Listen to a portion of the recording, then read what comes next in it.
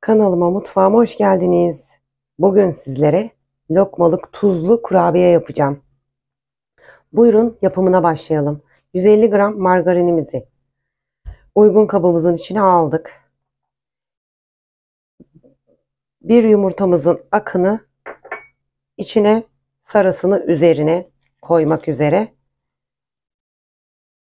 yarım su bardağı sıvı yağımızı ekliyoruz. 2 yemek kaşığı sirkemizi ekliyoruz.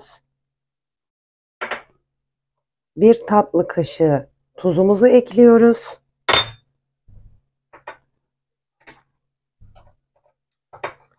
1 tatlı kaşığı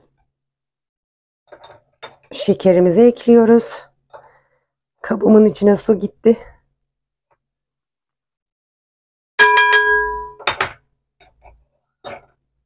Ve 1 yemek kaşığı dolusu çörek otumuzu ekliyoruz. Kabartma tozumuzu 1 paket.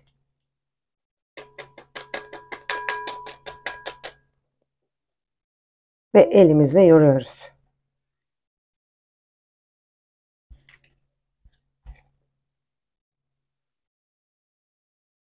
İki buçuk su bardağı kontrollü bir şekilde karışımımın içine güzelce karıştırdık.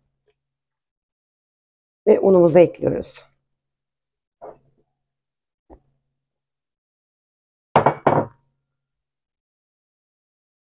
Ele yapışmayan bir hamur elde edeceğiz.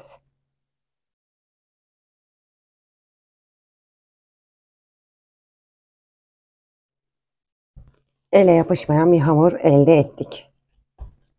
Ve şimdi lokma lokma şeklinde yapacağız. Bu boyutta, biraz daha büyük olabilir. Yuvarlak yuvarlak yapıp tepsimize dizeceğiz. Lokmalık kurabiyelerimiz pişmeye hazır. Önceden ısıttığımız fırında kontrollü bir şekilde pişiriyoruz.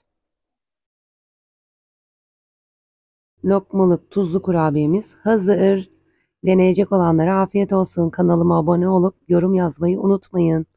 Desteklerinizi bekliyorum. Bir dahaki videoda görüşmek üzere. Bay bay.